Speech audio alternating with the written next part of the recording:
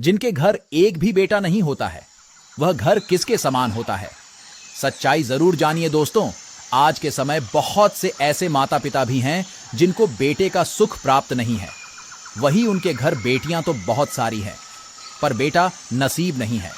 आज हम आपको बताएंगे जिन लोगों के यहाँ बेटे का जन्म नहीं होता है, यानी जिन माँ बाप के बेटा नहीं होता है, वह कैसे होते हैं और वह घर किसके समान होता है।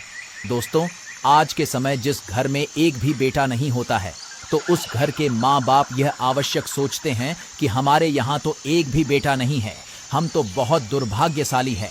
हमारे जीवन में तो भगवान ने केवल बेटियों का ही सुख लिखा है, बेटे का सुख नहीं लिखा है। पर दोस्तों, ऐसा सोचने वाले माँ बाप बिल्कुल गलत होते हैं। शास्त्रों में स्पष्ट बताया गया है कि एक भाग्य से, केवल मात्र एक भाग्य से बेटे से जन्म घर में होता है, वही 100 गुना भाग्य से घर में एक बेटी का जन्म होता है। बेटी के जन्म को कुछ लोग यूं नहीं पसंद करते हैं कि बेटी को बड़ा करना पड़ता है तथा उसके लिए खूब सारा धन इकट्ठा करना पड़ता है तथा उसकी शादी करनी पड़ती है। इसलिए कुछ माँ बाप ऐसे हैं जो बेटी के जन्म पर उदास हो जाते हैं। पर शास्त्रों के अनुसार जो माँ बाप बेटी के जन्म पर उदास हो जाते हैं, ऐसे माँ बाप कहलाने के योग्य नहीं होते हैं। बेटे के जन्म पर जो माँ बाप मिठाइयाँ बांटते हैं अथवा बेटी के जन्म पर उदास हो जाते हैं, तो ऐसे माँ बाप दुर्भाग्यहीन हैं दोस्तों। भाग्य के प्रबल होने से घर में बेटियां होती हैं। कर्मों के आधार पर ही हर माता पिता को अच्छी और आज्ञाकारी संतान की प्राप्ति होती है। जिन लोगों से जिनके पूर्वज प्रसन्न होते हैं अथवा ईश्वर की कृपा होती है, ऐसे घर में बेटी सर्वप्रथम जन्म लेती है। बेटा भाग्य से जन्म लेता है।